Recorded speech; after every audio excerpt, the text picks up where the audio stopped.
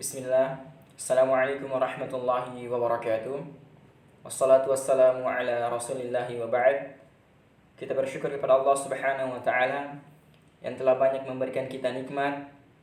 Salah satunya adalah nikmat kesehatan. Salam dan salawat semoga selalu tercurahkan kepada Nabi Muhammad sallallahu alaihi wasallam yang telah mengeluarkan kita dari alam kegelapan ke alam yang terang benderang yang seperti kita rasakan saat ini.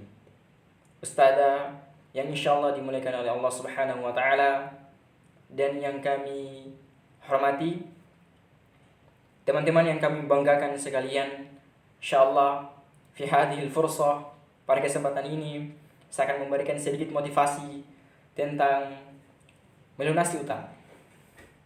Utang pada zaman sekarang ini telah menjadi gaya hidup mereka.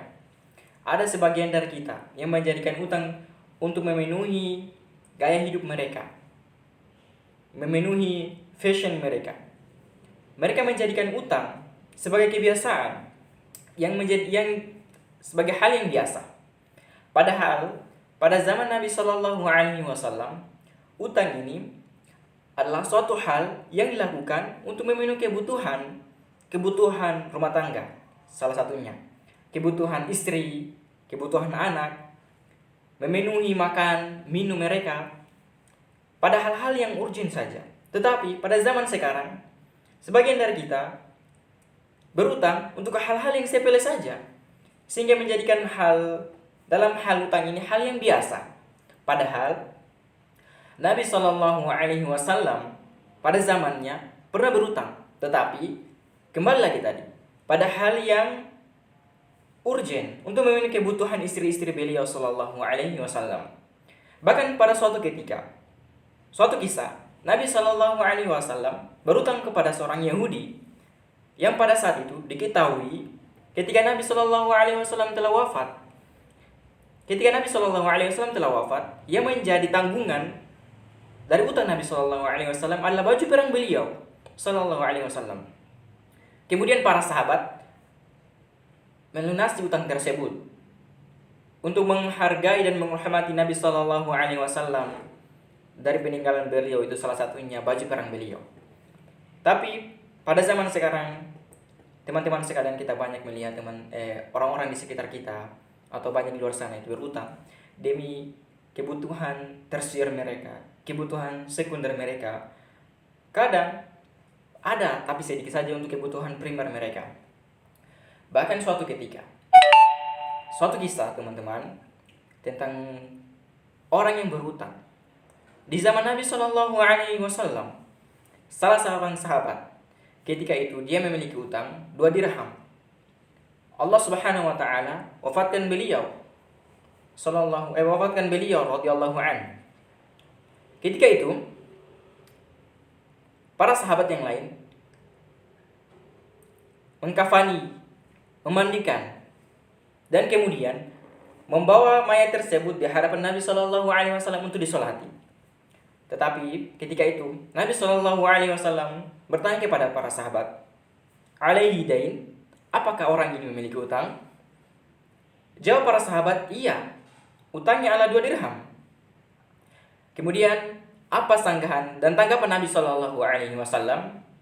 Sallu ala sahibukum, salatlah untuk sahabat kalian itu. Karena betapa pentingnya hal utang ini. Bahkan Nabi Shallallahu Alaihi Wasallam tidak akan menyolati seorang sahabat yang masih memiliki utang, bahkan hanya 2 dirham.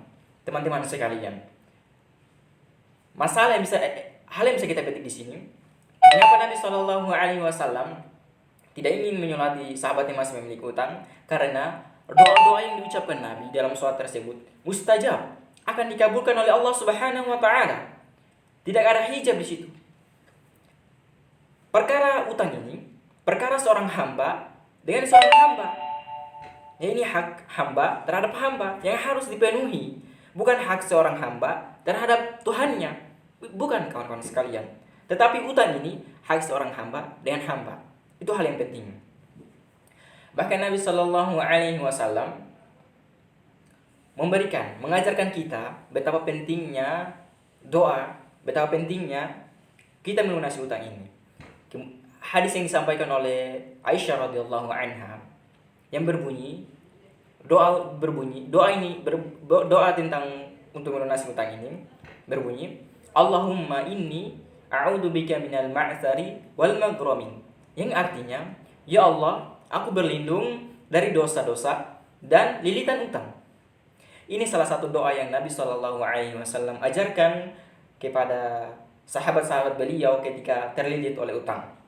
Teman-teman sekalian, saya mengajak kepada diri saya sendiri dan teman-teman sekalian, baik yang melihat video ini dan teman-teman yang lain, agar meninggalkan perkara utang ini. Apabila teman-teman memiliki utang 1.000, 2.000, maka lunasilah. Karena perkara utang, kita tidak tahu kapan ajal kita. Kapan teman-teman ajal kita menjemput, kapan kita tiba-tiba meninggal. Jadi perkara utang ini teman-teman sekalian sangatlah urgent, sangatlah penting.